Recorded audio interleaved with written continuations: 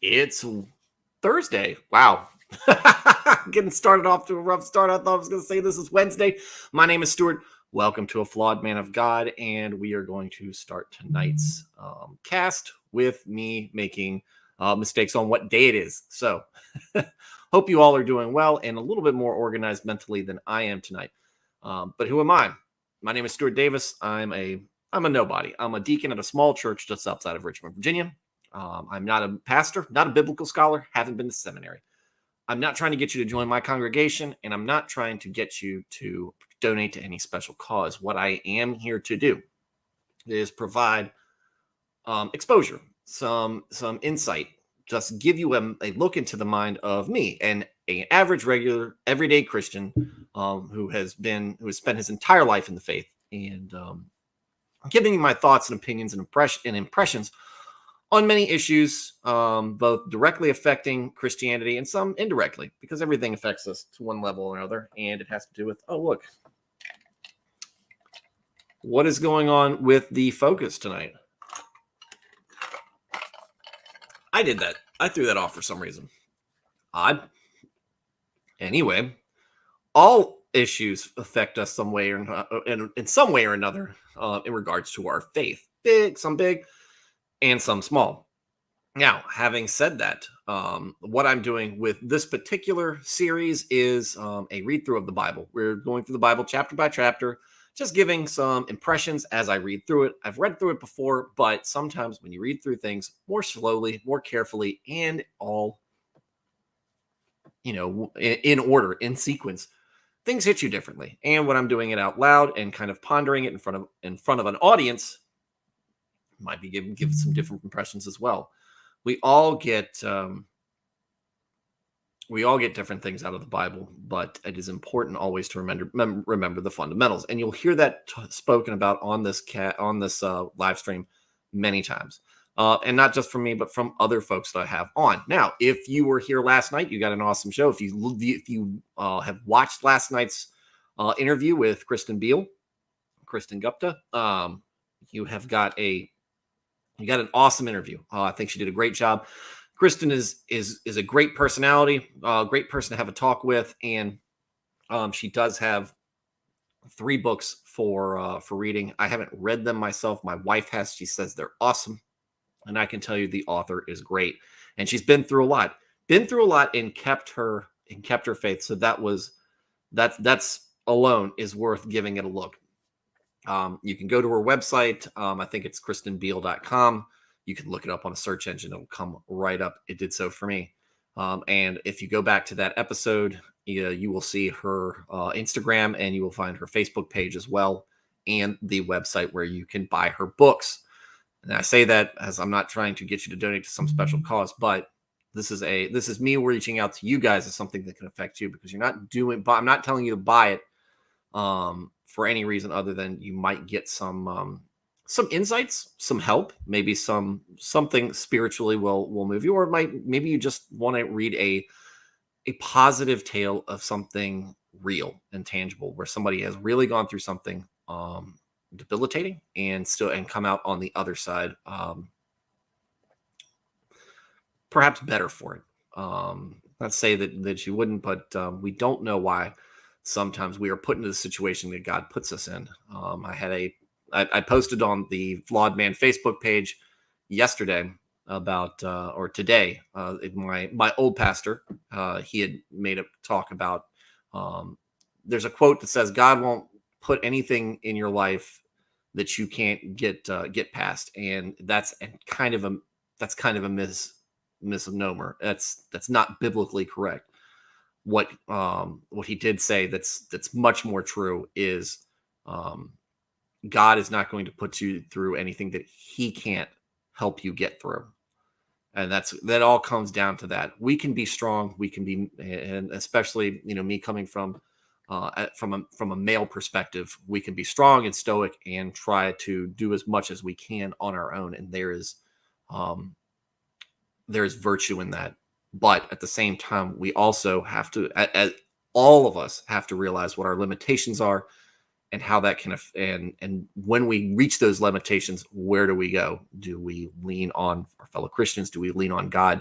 Leaning on God is always an acceptable answer. Doing the other answers may or may not be right in any situation, but leaning on God will always be a good answer. Kind of like you're going through a test. The answers, if you don't know the answer is C. The answer is C. It's always right, and that is lean on God. So that was a great show. We have a guest tomorrow. That is going to be my friend Liz. She's going to come on, and we are going to discuss women in the Bible, women in church, and her experiences as a Christian mom, and in different seasons of her life. I'm not saying she's old, but she's had quite a few different perspectives just through the nature of her family, and they're great people, and she's a great mom, and like I said, she'll be a great guest for us. Looking into next week, I did book Eric Cowherd. That is not to be confused with Mr. Cowherd on Fox Sports. No, this is Eric Cowherd. He is the music minister at Grace Christian Church. They are and he is also a member of the Arise Band. He is a local. He is a local musician, very talented, and he puts on a great show at the church. And I want to bring him on to talk about ministry and music, and just kind of an insight and a look into the life of the music minister and the kind of the struggles that they face, and the joys and the rewarding things that come from that as well. Because there's a lot. It's a job. I mean, a lot of people, we give a lot of attention to the minister because a minister has a lot of hard jobs. The pastor has a hard job. He has a congregation of people that he is somewhat in some respect responsible for. He is shepherding this flock, and trying to do their best job, and a lot of times seeing people in their best moments and their worst moments. And there is seriousness and there's gravity that's involved in that. What gets missed, I think, a lot is the music minister, and it's one of those things where if you love the presentation, you love it. If you don't, then he's the bad guy. It's not all that different from the pastor. If you like the message, if you like the way he's doing, you think he's great. If not, then hard pass, right? So. But like I said, the pastor gets a lot of attention. The music minister, the life and the stresses and all that other stuff that come with it, that's not always in the forethought of our mind. But man, a lot of people get into worship, into that headspace through the music, whether it be traditional hymns or more conventional music. But like I said, Eric is a phenomenally talented art musician. I think he does a great job as a music minister. He's got a great mind for God. He puts things into perspective. And when he and I usually talk God, it is always I always come away from it feeling more fulfilled. I feel like it's true fellowship. And this is one of those things, like I said, if you're starting a relationship with God, if you're starting to reach out and being part of a community with Christianity, you need to find somebody or people who that you can have that discussion with. You can talk about what's going through your mind and what issues you have, conflicts, something like that, and they can give you something back that helps you grow, that helps you answer things, and just put your mind at ease, and you walk away feeling better. And I have been blessed with many people in my life that I can do that with. And Eric is one of them. And so, and that's part of the reason why I'm doing this channel to kind of try to share as much of that as possible with other folks, because we all deserve it. We all need it. It's that support system, right? Prayer, God reaching out to us. He's there, and he's trying to guide us. He's trying to he's given us instructions on how he wants us to live our lives, and we can be that support there for him, and for each other. in the way of holding each other accountable, being a somebody to bounce ideas off of, thoughts, feelings, conflicts, that kind of thing, and offer good, sage, candid advice, and just an encouragement, because we all need that from time to time. We need some encouragement, and so hopefully, I want to get Eric on there to talk initially about music ministry, but I'd love to get him back on again after this booking to have a conversation about something else, because like I said, what he has to say, his thoughts, his presentation, the way he talks about things it's wholesome, right? And that's another word that you'll hear me describe something that's good. It's wholesome, and I think that everybody will enjoy it. Everybody will be better for it, like I am, or maybe you won't. Maybe you won't, because you don't get the same things out of a conversation that I do. But we'll have him on. Still working on the other guest right now. That might be for a little bit, but I need to get some people on, because we're in Exodus 36, and if what you're going to find out right now is that this is the part in the Bible where things start to get a little bit repetitive. And we got one more episode that I'm going to do of Exodus, and then we're into Leviticus. And let me tell you guys, Leviticus is a dry book. It is a book of laws.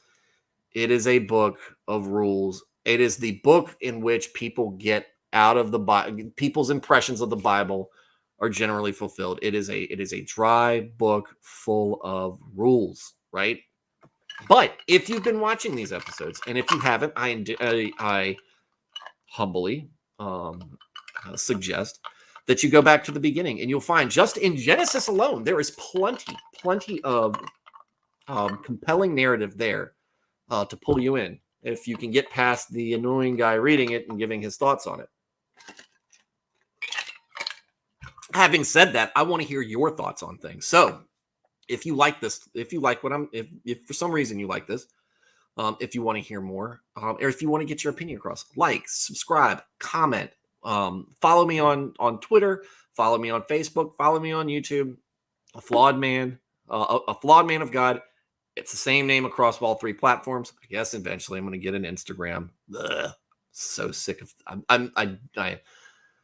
I abhor social media. Don't like getting on it. Don't like having the accounts, but it's part of outreach. And that's what I want to do. I want to reach as many people as possible. And unfortunately, this is the way of things. So, but it allows somebody as small as me to come across and potentially reach anybody. So trying to use something I dislike as a force for good. Always a good thing, right? But again, your comments, your thoughts are always welcome here to a degree. Depends on how negative you want to be. I can respond to all of it, but I would love to hear your feedback as I'm reading through this. What you're seeing, do you like it? Do you dislike it? How has it affected you? Are we hitting on a subject or a topic that really strikes you in a positive or a negative way? All these things, just bring it on. I don't have enough followers. I don't have enough viewers right now to do much of anything. So if you comment, I'm pretty much going to read it right then. There you go. So all that being said, oh, by the way, Eric is next Thursday at 8:00, and I'll schedule that. It's tentative, as the Kristen thing was tentative. So with that being said, here is Exodus 36. When we left off, oops, I had to stream. There we go. When we left off in Exodus, we went through the big collective mind-losing event of making the idols and the Israelites worshiping the idol. 3,000 of them dying. Moses smashing the original 10 commandments, going up, talking to God. He has tried to take responsibility for everything. God is not having it, but at the same time, he loves Moses. We're going to keep working. And that's why he picked Moses. Because he wants the guy. Moses is the leader. He chose Moses as the leader because Moses is the guy who, no matter what, it seems, will go up to God and try to advocate for the Israelites. And that's exactly the type of leader that the Israelites need, not the one that they deserve. We're getting back to some Batman there. But so we've had that. So after that, God gives his instructions on the Ark of the Covenant. Because eventually God says at first, he goes, look, I'm not coming with you guys to the promised land. I'll let you send an angel to lead the way. Because if I come along with you, I'm probably just going to wipe you all out because you're going to do something to tick me off. And we all know that they will because they have, and they're going to. So, but Moses says, we need you with us. You need you with us. You need to be the example. God's like, that's why I picked you, Moses. That's why I picked you, Moses. And so he gives instructions on how to build the all-powerful Ark of the Covenant, the seat of God, the meeting place. And it's very, very elaborate instructions. And so, which not exactly the most hopeful people to give this to. Look, I'm giving you very explicit instructions. I want you to do it. What have we seen from the Israelites in the past?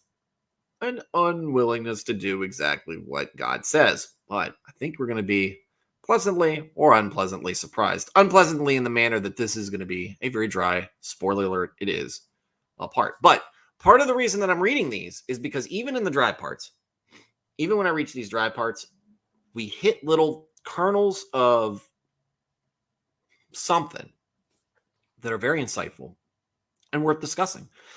That's why I'm not skipping over. That's why I'm not glossing over this stuff. The only thing you'll see me gloss over is names and genealogy. I'm not doing that. Bad enough that I can barely pronounce this stuff. But that said, here we go. So Bezalel, Aholiab, and every skilled person to whom the Lord has given skill and ability to know how to carry out all the work of constructing the sanctuary are to do the work just as the Lord has commanded. Then Moses summoned Bezalel and Aholiab, and every skilled person to whom the Lord had given ability and who was willing to come and do the work. They received from Moses all of the offerings the Israelites had brought to carry out the work of constructing the sanctuary, and the people continued to bring free will offerings morning after morning. Good job, Israelites. Also, all of the skilled workers who were doing all the work on the sanctuary left what they were doing and said to Moses, the people are bringing more than enough for doing the work that the Lord commanded to be done. Then Moses gave an order, and they sent this word throughout the camp. No man or woman is to make anything else as an offering for the sanctuary. And so the people were restrained from bringing more, because what they had already had was more than enough to do all the work. Good job, Israelites. You know, it's kind of like they can kind of be, we see the Israelites, and I'm very hard on them, but at the same time, you can make a lot of good comparisons between us.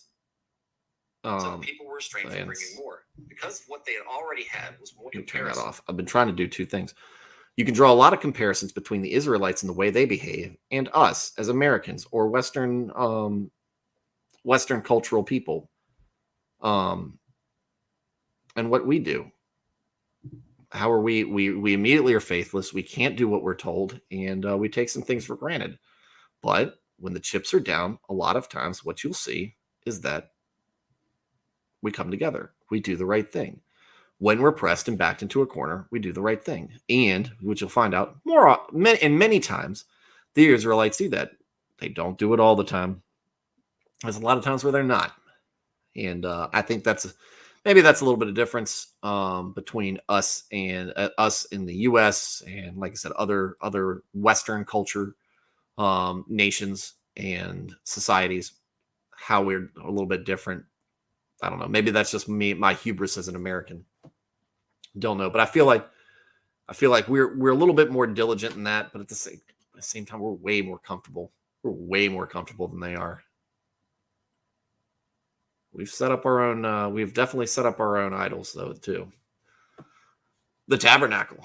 All those who were skilled among the workers and made the tabernacle with 10 curtains of finely twisted linen and blue and purple and scarlet yarn, with cherubim woven into them by expert hands. All the curtains were the same size, 28 cubits long and 4 cubits wide.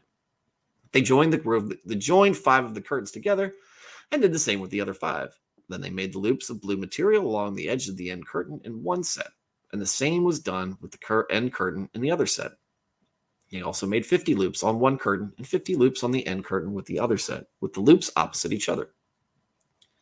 Then they made 50 gold clasps and used them to fasten the two sets of curtains together so that the tabernacle was a unit. They made curtains of goat hair for the tent over the tabernacle, 11 altogether. All 11 curtains were the same size, 30 cubits long and 4 cubits wide. They joined 5 of the curtains into one set and the other 6 into another set. Then they made 50 loops along the edge of the end curtain in one set and also along the edge of the end of the curtain in the other set. They made 50 bronze clasps to fasten the tent together as a unit. Then they made for the tent a covering of ram skins dyed red, and over that a covering of the other durable leather. I wonder what that other durable leather was. They keep referencing. What animal is that? Hopefully it's not one of those 3,000 people. Human skin. No, it wouldn't be that. They made upright frames of acacia wood for the tabernacle. Each frame was 10 cubits long and a cubit and a half wide, with two projections set parallel to each other. They made all the frames of the tabernacle in this way. They made 20 frames for the south side of the tabernacle and made 40 silver bases to go under them, 2 bases for each frame, one under each projection. For the other side, the north side of the tabernacle, they made 20 frames and 40 silver bases, 2 under each frame. They made 6 frames for the far end, that is, the west end of the tabernacle, and 2 frames were made for the corners of the tabernacle at the far end. At these 2 corners, the frames were double from the bottom all the way to the top and fitted into a single ring. Both were made alike. So there were 8 frames and 16 silver bases, 2 under each frame. Absolutely compelling, Moses. Thank you for writing this.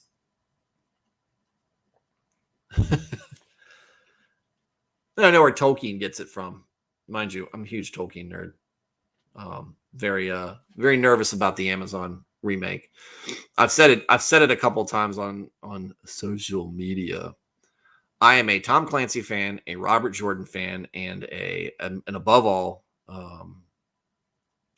J.R.R. Tolkien fan. Love Lord of the Rings. Love his work. Just love the world that he created. Read Silmarillion, and just fascinated by the whole Book of Lost Tales. Fascinated by the whole thing. And I saw what Amazon did with Jack Ryan series. They trashed it. They absolutely ruined Without Remorse, which might have been a good action movie on its own. But it's not John Clark. It's not Without Remorse. And Wheel of Time, just from what I've heard about it, sounds terrible. Sounds like complete just undoing of the work. I'm sure he wouldn't be happy with it. That's me. That's just me thinking that. But now I get to wait until September, and I get to see all the hopes that all my fellow Tolkien fans have just be crushed when Amazon does its best to ruin the works of Tolkien. Be terrible. Anyway, back on topic. They also made we're not going to reread that. They also made crossbars of acacia wood, 5 for the frames on one side of the tabernacle, 5 for those on the other side, and 5 for the frames on the west at the far end of the tabernacle. They made the center crossbar so that it extended from end to end at the middle of the frames. They overlaid the frames with gold and made gold rings to hold the crossbars. They overlaid the crossbars with gold. Lots of gold. Lots of gold. A lot of Egyptian gold in that. Boom! They made the curtain of blue, purple, and scarlet yarn and finely twisted linen, with cherubim woven into it by a skilled worker. They made 4 posts of acacia wood for it and overlaid them with gold. They made gold hooks for them and cast their 4 silver bases. For the entrance to the tent, they made a curtain of blue, purple, and scarlet yarn and finely twisted linen, the work of an embroiderer. And they made 5 posts with hooks for them. They overlaid the tops of the posts and their bands with gold and made their 5 bases of bronze. So, we've seen it a couple of times. God's talking about blue, purple, and scarlet. And we see that sometimes in priestly robes. But at the same time, the Christian flag and the Star of David, the Israeli flag, has blue in it, and it's blue and white for basically both of them, and then red in the Christian flag. Seems to me God's actually kind of telling us that his favorite colors are blue, purple, and scarlet. That's like his color combo. Get on it, flag makers. Be more compelling. Yeah, you don't have to do bright red. You can do scarlet. Clowns. Everybody wants to be clever when they can just find the answers here in the Bible. The ark. Bezalel made the ark of acacia wood, 2.5 cubits long, a cubit and a half wide, and a cubit and a half high. He overlaid it with pure gold, both inside and out, and made a gold molding around it. He cast 4 gold rings for it and fastened them to its 4 feet, with 2 rings on one side and 2 rings on the other.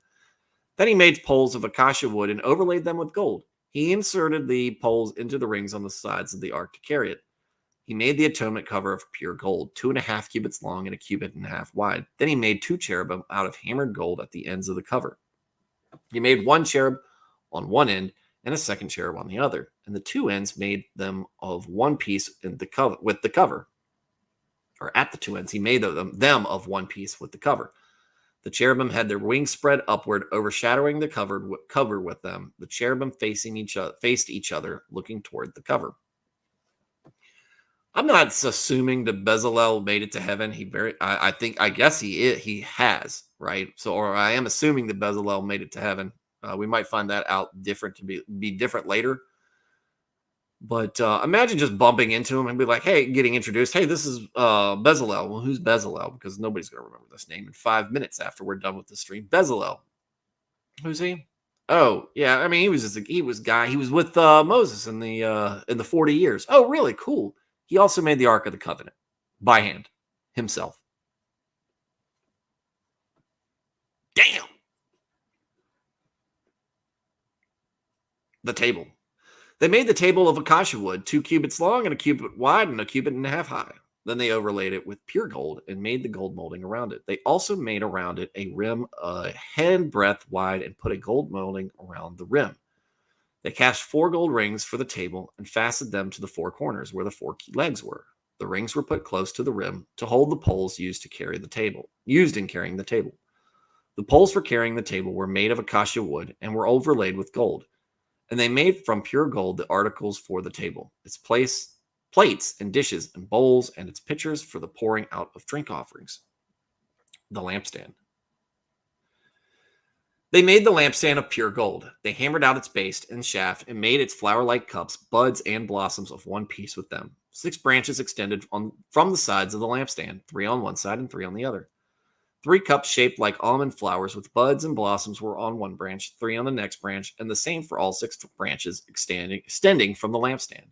And on the lampstand were 4 cusps shaped like almond flowers and buds and blossoms. 1 bud was under the first pair of branches extending from the lampstand, a second bud under the second pair, and a third bud under the third pair. 6 branches in all. The buds and the branches were all of one piece with the lampstand hammered out of pure gold by our boy Bezalel. They made it 7 lamps as well as its wick trimmers and trays of pure gold. They made the lampstand and all of its accessories from 1 talent of pure gold. Okay. I don't know exactly how big of a talent is, but I guess it was enough to get the job done. The altar of incense. They made the altar of incense out of acacia wood. It was square, a cubit long and a cubit wide, 2 cubits high, its horns of one piece with it. They overlaid the top and all the sides and the horns with pure gold and made the gold molding around it. They made 2 gold rings below the molding, 2 on each of the opposite sides, to hold the poles used to carry it.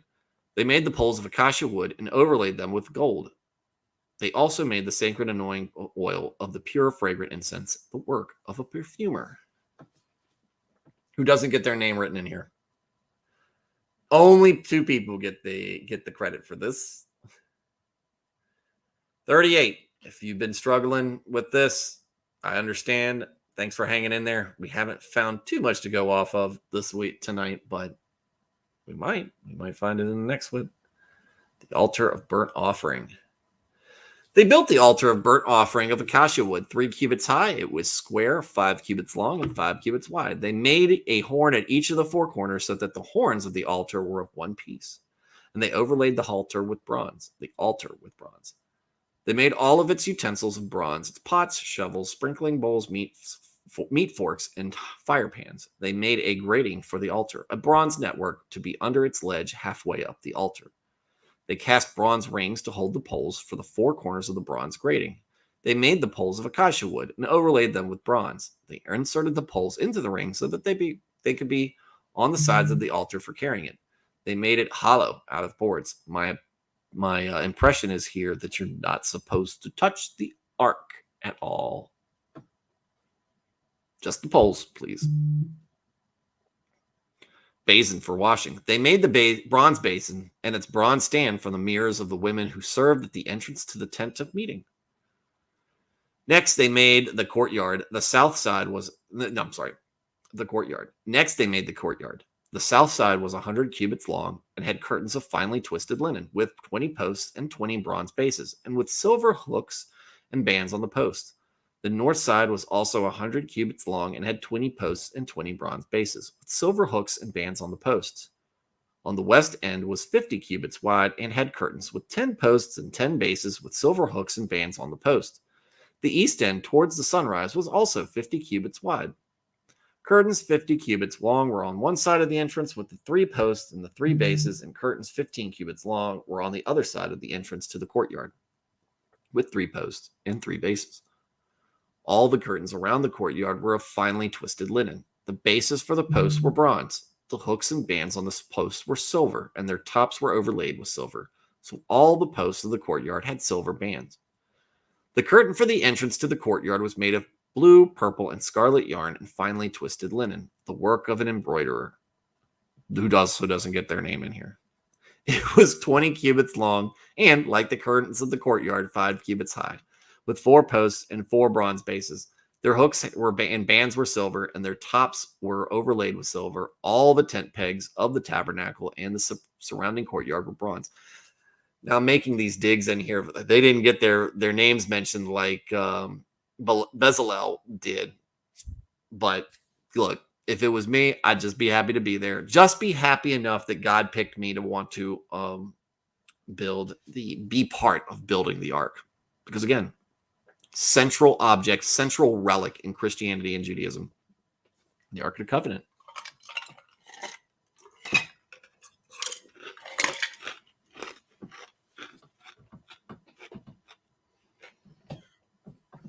I should have muted it because I'm sure there's a lot of people out there who hate the sound of chewing ice, and I do that. The bronze offering was from the materials used. These are the amounts of the materials used for the tabernacle of the covenant law, which were recorded at Moses' command by the Levites under the direction of Ithamar. That's not me with a lisp. That's Ithamar of Aaron. Ithamar, son of Aaron. The priest, Bezalel, son of Uri, the son of Hur of the tribe of Judah, made everything the Lord commanded Moses. With him was Aholiab, son of Ashimach, of this clan of the tribe of Dan, an engraver and designer, and an embroiderer in blue, purple, and scarlet yarn and 5 linen. Oh, maybe he did that. Maybe he is in there. Maybe he is listed in there. The total amount of the gold from the wave offering used for all the work on the sanctuary was 29 talents and 730 shekels, according to the sanctuary shekel. Who knows what that's worth today with today's rising inflation?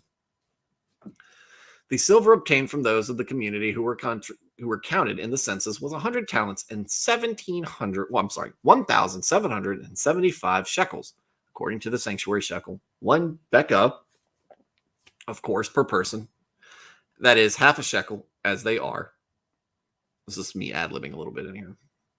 According to the sanctuary shekel, for everyone who had crossed over to those counted 20 years old or more, a total of 603,550 men. The 100 talents of silver were used to cast the bases for the sanctuary and for the curtain. 100 bases from the 100 talents, 1 talent for each base. They used the 1,775 shekels to make the hooks for the post, to overlay the tops of the post, and to make their bands. That the bronze from the wave offering was 70 talents and 2,400 shekels. They used it to make the bases for the entrance to the tent of meeting, the bronze altar with its bronze grating and all of its utensils, the bases for the surrounding courtyard and for all its entrance, and all the tent pegs for the tabernacle and those for the surrounding courtyard. You could say it was quite a work of, I'm not going to say it. It was very talented.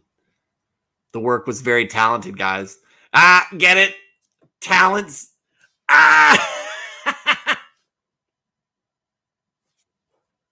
Moving on.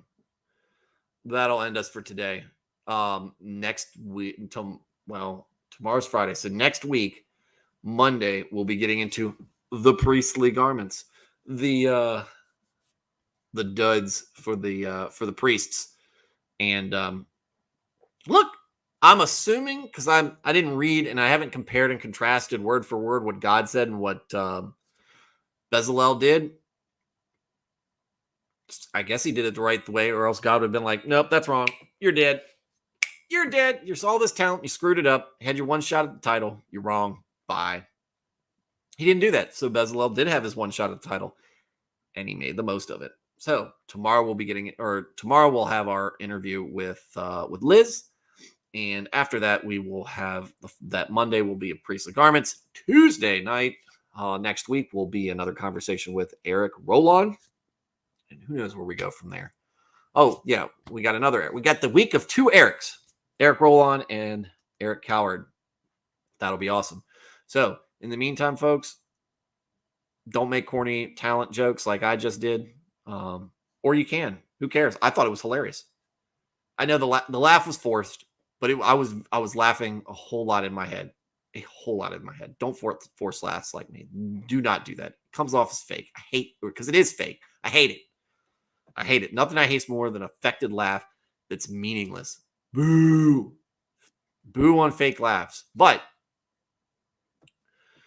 yay, hooray for the truth, which was what we're reading, what I'm reading to you, and hopefully you're getting something out of it. And again, give me your feedback, and I'd love to hear from you.